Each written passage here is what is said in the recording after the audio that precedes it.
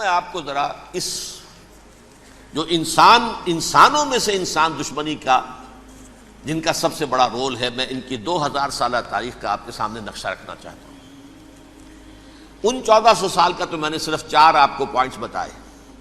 موسیٰ سے عیسیٰ تک 1400 برس علیہ الصلوۃ والسلام، 2 مرتبہ عروج، 2 مرتبہ زوال، اشیریوں کے ہاتھوں پٹوائی، بابلیوں کے ہاتھوں پٹانا، گریکس کے ہاتھوں مرمت، رومنس کے ہاتھوں مرمت۔ یہ جو 2000 سال ہیں، کیونکہ اب تو ظاہر بات ہے 21ویں صدی شروع ہو گئی، 20 صدیاں حضرت مسیح کو پوری ہو گئیں۔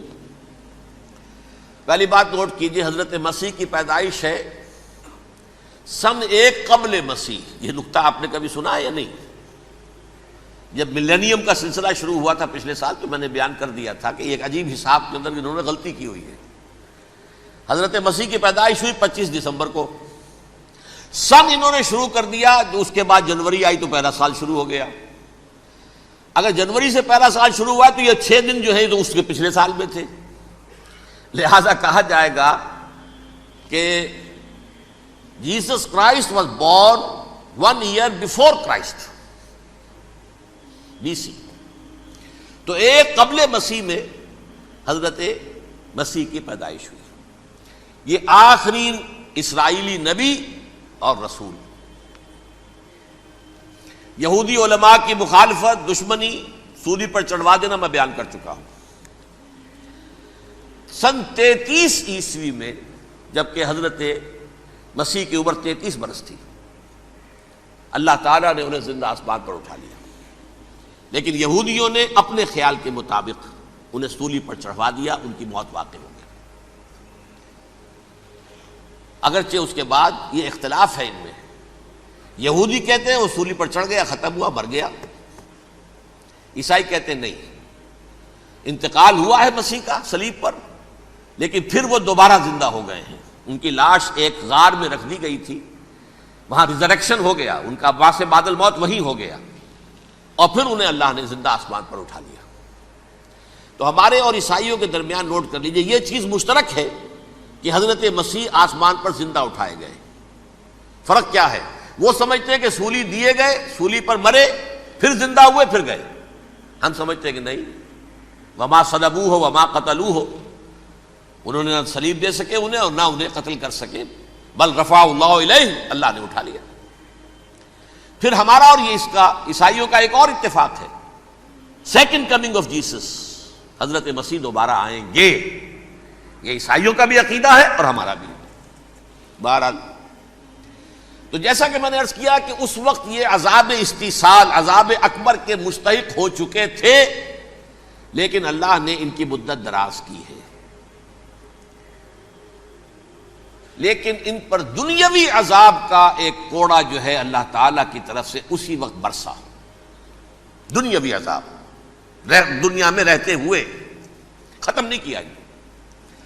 37 برس بعد، حضرت مسیح کے رفع سماوی کے 37 برس بعد، سن 70 میں یہودیوں نے بغاوت کی رومیوں کے خلاف۔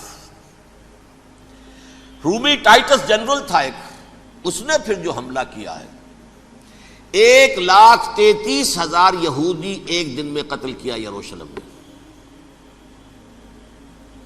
اور ہیکل سلیمانی گرا دیا۔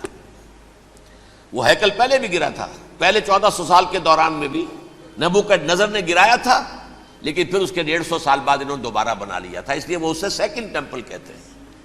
پہلا ٹیمپل جو حضرت سلیمان نے بنایا تھا، نبوکڈنضر نے گرا دیا 587 قبل مسیح میں، پھر دوبارہ انہوں نے 150 سال کے بعد بنا لیا۔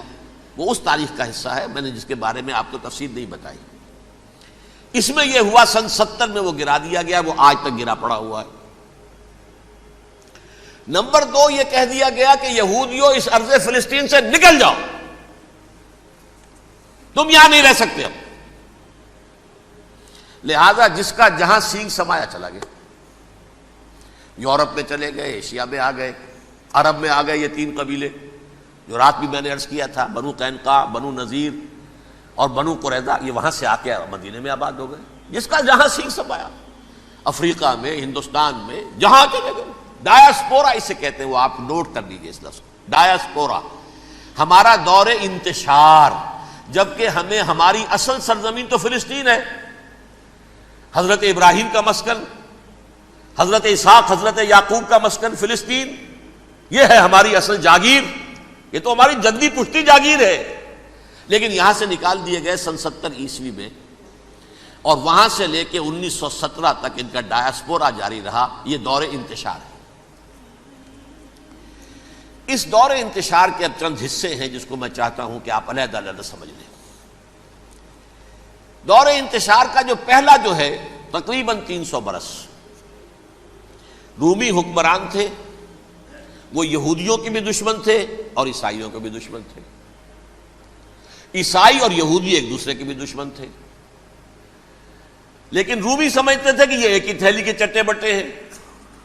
رومیوں کے نزدیک عیسائی بھی یہودیوں ہی کا ایک فرقہ تھے، کوئی علیحدہ مذہب تو تھا ہی نہیں، لہذا رومی جو ہیں رومنز وہ ان دونوں کو ستاتے تھے، مارتے تھے، اور یہ آپس میں لڑتے تھے، یہودی عیسائیوں کو مارتے تھے، عیسائی یہودیوں کو مارتے تھے۔ یہ ہے 300 برس تک کی تاریخ۔ سن 300 عیسوی میں کیا ہوا؟ ایک معجزہ ہو گیا۔ بہت عظیم ایمپرر کانسٹینٹائن، قسطنطین اعظم، رومن ایمپررز میں سے بہت بڑا ایمپرر، وہ عیسائی ہو گئے۔ اب تو معاملہ بالکل تلپٹ ہو گیا، پوری سلطنت عیسائی ہو گئی۔ اب عیسائیوں کے عیش ہو گئے اور یہودیوں پہ مار پڑنی شروع ہوئی۔ اب عیسائیوں کا آپ خود سوچئے کہ جنہیں وہ خدا بنا بیٹھے ہیں، خدا کا بیٹا قرار دے رہے ہیں، ان کے قاتل کون؟ یہودی بدماش۔ لہذا ان کی وہ پٹائی شروع ہوئی ہے یورپ میں، پوری رومن امپائر میں، انہیں ذلیل کیا گیا، شہروں میں آمد بند، علیحدہ رہو، گھیٹوز کے اندر رہو۔ یہودی کا نام جو ہے وہ گالی بن گیا، جیسے آج بھی یہودی گالی کہتے ہیں، جیسے خنزیر کا لفظ، آخر وہ بھی اللہ کی مخلوق ہے، لیکن آپ کو معلوم ہے کوئی شخص زبان پر نام نہیں لانا چاہتا خنزیر کا، سور کا، ہے تو مخلوق، وہ بھی ایک حیوان ہے۔ ایسے ہی یہ ہے یہودی، یہودی گالی، جیوٹ گالی۔ لہذا ایک طرف تو ان دونوں کے درمیان دشمنی، جس کو قرآن کہتا ہے وَأَغْرَيْنَا بَيْنَهُمُ الْعَدَاوَةَ وَالْبَغْضَاءَ، ہم نے ان کے مابین دشمنی جو ہے پیدا کر دی ہے۔ اور جب یہ پوری سلطنت عیسائی ہو گئی تو قافیہ تنگ ہو گیا یہودیوں کا۔ اب آئیے 571 عیسوی، یعنی جب کہ ڈایاسپورا کو کتنا عرصہ ہو چکا تھا؟ 500 برس۔ سن 70 سے شروع ہوا ڈایاسپورا، جب ٹائٹس نے گرایا ہے ہیکل کو اور نکال باہر کیا انہیں فلسطین سے، بھاگ جاؤ، یہاں ایک یہودی بھی نہیں رہے گا، فلسطین سے نکال دیے گئے۔ اس کے پورے 500 برس بعد سن 571 عیسوی میں حضور کی پیدائش ہوئی، ولادت باسعادت محمد الرسول اللہ صلی اللہ علیہ وسلم۔ 610 میں آپ پر وحی کا آغاز ہوا، لیکن حضور کے ساتھ ان کا معاملہ کیا رہا؟ اول تو جب کہ حضور ابھی مکے ہی میں تھے، یہودیوں نے ریشہ دوانیاں شروع کر دی حضور کے خلاف۔ قریش مکہ کو سکھاتے تھے، پڑھاتے تھے، ان سے یہ پوچھو، ان سے یہ پوچھو، انہیں اس طرح تنگ کرو، ان سے یہ امتحان لو، یہ آپ کے علم میں ہے۔ سورہ بنی اسرائیل میں، سورہ کہف میں وہ سوالات جو امتحانی سوالات آئے تھے، ذوالقرنین کون تھا، اصحاب کہف کون تھے، تم رسول بنے پھرتے ہو تو بتاؤ، اور یہ روح کی حقیقت کیا بتاؤ، یہ ساری ریشہ دوانیاں کر رہے تھے بیٹھے ہوئے، ابھی وہیں پر حضور ابھی پہنچے بھی نہیں۔ ہجرت فرما کر حضور تشریف لے آئے تو حضور نے، جسے ماسٹر سٹروک کہا جائے گا، یعنی اسٹیٹس مین شپ کا ماسٹر سٹروک، آپ نے مدینے میں آتے یہودیوں کے ساتھ پیکٹ کر دیا، جوائنٹ ڈیفنس پیکٹ آف مدینہ، کہ اگر مکے والے ہم پر حملہ کریں گے تو ہم مل جل کر ایک قوم کی حیثیت سے مقابلہ کریں گے۔ یہ میثاق مدینہ کہلاتا ہے، جس کے بہت غلط معنی پہنائے جا رہے ہیں آج کل۔ بہرحال میں موضوع میرا چونکہ یہ نہیں، میں ادھر نہیں جاؤں گا، لیکن ہوا کیا؟ ہر مرتبہ یہ خیانت کے مرتکب ہوئے، ان نے جو عہد کیے تھے ان سے پھرے، اندر ہی اندر سازش، ریشہ دوانی، حضور کی بدترین دشمنی۔ سورہ نساء کی آیت نمبر 12 میں 14 میں 13 میں فرمایا ہے لا تزال تطلع علی خائنۃ منہم، اے نبی ہمیشہ آپ کے علم میں ان کی طرف سے خیانتیں، بددیانتیاں آتی رہیں گی. اور بار بار وہ مسلسل جنگ کی آگ بھڑکاتے تھے. قریش کو دعوت دیتے، آؤ آؤ آؤ ہم اندر سے بغاوت کر دیں گے، تم آؤ تو صحیح، ختم کریں محمد کو اور اہل ایمان کو صلی اللہ علیہ وسلم ورضی اللہ تعالی عنہم اجمعین. لیکن پھر جب وہ آتے تھے تو یہ دبک جاتے تھے، ان میں ہمت نہیں تھی، میدان کے مرد نہیں رہے تھے. یہ سورہ حشر میں ان کا نقشہ کھینچا گیا ہے. کھلے میدان میں مقابلے کی اس کے اندر صلاحیت ہی نہیں ہے. یہ تو فصیلوں کے پیچھے سے، جیسے عورتیں کہیں دیہات میں لڑائی ہوتی ہے تو مرد جو ہے گلیوں میں لڑتے ہیں، عورتیں اوپر سے پتھر پھینکتی ہیں، بس وہ کام یہ کر سکتے تھے. من ورائے جدر، فصیلوں کے پیچھے سے، جنگ میں میدان میں نہیں آ سکتے. بہرحال قرآن مجید میں ہے یہ سورہ مائدہ کی آیت نمبر 64، کلما اوقدوا نارا للحرب اطفاها اللہ. اکثر و بیشتر مواقع پر تو یہ جب آگ بھڑکاتے تھے جنگ کی، اللہ اسے بجھا دیتا تھا. لیکن بہرحال اس کے باوجود جنگیں ہوئی، غزوہ بدر، غزوہ احد ہوئی کہ نہیں؟ یہ ساری اصل شرارت ہوئی. اور اس کے نتیجے میں حضور نے پھر ایک ایک کر کے 3 قبیلوں کو سزا دی.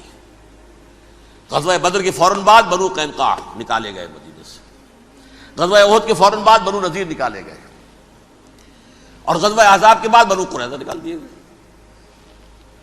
یہ تو میں نے آپ کے سامنے رکھ دیا صرف حضور کے زمانے میں ان کا کیا رویہ رہا. دشمن، رات بھی ہم نے وہ آیت پڑھی تھی، لَتَجِدَنَّ أَشَدَّ النَّاسِ عَدَاوَةً لِلَّذِينَ آمَنُوا الْيَهُودُ وَالَّذِينَ أَشْرَكُوا.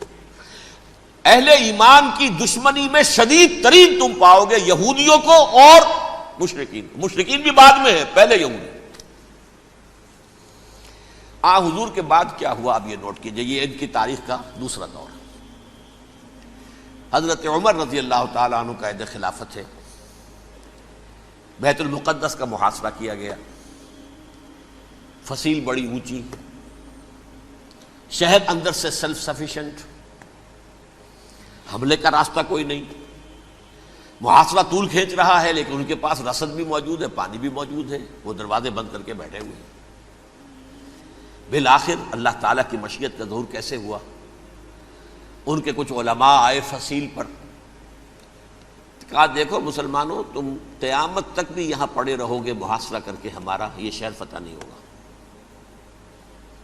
ہاں ایک درویش بادشاہ کے ہاتھوں یہ شہر فتح ہونا ہے، لیکن تمہارے اندر ہمیں وہ نظر نہیں آ رہا. ابو عبیدہ بن الجراح رضی اللہ تعالی عنہ، امین هذه الامہ، ان کا فوراً ذہن گیا وہ درویش بادشاہ مدینے میں بیٹھا ہوا ہے عمر رضی اللہ تعالی. اب ایک اور عمر بھی ہے جو قندھار میں بیٹھا ہے. نقشہ وہی ہے، سادگی کی حد تک نقشہ وہی، بالکل وہی، اپنی آنکھوں سے دیکھا ہے وہی سادگی. عمر اول، عمر ثانی تھے عمر بن عبد العزیز. اب ایک اللہ کے فضل سے اللہ تعالیٰ ایدہ اللہ بنصرتہ، اللہ تعالیٰ ان کی نصرت فرمائے، دشمنوں کو ان کے مقابلے میں نیست و نابود کرے. انہوں نے ریکویسٹ بھیج دی کہ حضور تشریف لائیے، یہ شہر فتح ہو جائے گا. وہ ہے سفر تاریخی، اتنا طویل سفر، تقریباً 700 میل، ایک اونٹ، ایک خادم، ایک منزل پہ امیر المومنین اوپر بیٹھے، خادم آگے چل رہا ہے، اگلی منزل پہ خادم اوپر بیٹھا ہے، امیر المومنین آگے جا رہے ہیں. اور جب پہنچے ہیں تو وہ باری تھی خادم کی. انہوں نے ہاتھ جوڑ دیا، حضور خدا کے لیے تم کیا کہیں گے لوگ، وہ میرا برا حال کر دیں گے، تمہیں شرم نہیں آئی؟ امیر المومنین پیدل آگے چل رہے ہیں نکیل پکڑ کر، اور تم بیٹھے ہو اوپر براجمان ہو. حضرت عمر فرمایا الدور دورک، نہیں باری تمہاری ہے، بیٹھ. اس حال میں پہنچے ہیں. اور پھر یہ کہ ابو عبیدہ بن الجراح آئے ہیں، استقبال کیا ہے تو دیکھا ہے اس حال میں چلے آ رہے ہیں. عمر نکیل پکڑے ہوئے چلے آ رہے ہیں، اور کہتے ہیں کہ کہیں کیچڑ ویچڑ تھا، جوتے خراب ہو گئے تھے، وہ بھی اتار کے ہاتھ میں پکڑے ہوئے، کپڑے تو تھے ہی پھٹے ہوئے.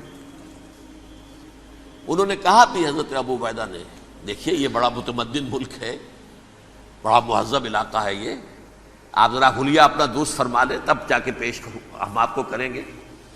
آپ نے فرمایا نحن قوم اعزنا اللہ بالاسلام، ہم وہ قوم ہیں جنہیں اللہ نے عزت دی ہے اسلام کے ذریعے سے. کپڑوں کے ذریعے سے نہیں، دولت کے ذریعے سے نہیں۔ اسی حال میں گئے ہیں، اوپر سے انہوں نے کھڑے ہو کر نشانیاں دیکھی ہیں، اپنی کتابیں کھولی، ہاں یہ وہی ہیں، اچھا لو جی سرنڈر، شہر تمہارے ہاتھ میں۔ خون کا ایک قطرہ نہیں بہا اور بیت المقدس فتح ہو گیا۔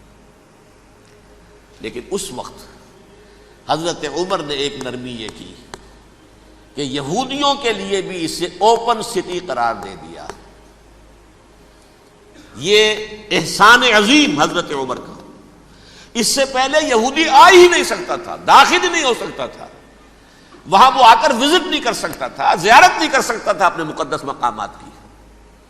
حضرت عمر نے یوں سمجھیے کہ تقریباً 550 برس کے بعد ان کے لیے راستہ کھولا ہے کہ ہاں تم آ سکتے ہو، زیارت کر سکتے ہو۔ لیکن یہ عیسائیوں نے لکھوایا معاہدے کے اندر، انہیں یہاں آپ آباد ہونے کی اجازت نہیں دیں گے، لیکن کم وزٹ دی پلیسز، دیکھیں زیارتیں کریں اور جائیں۔ یہ معاہدہ حضرت عمر کا ہے رضی اللہ تعالیٰ۔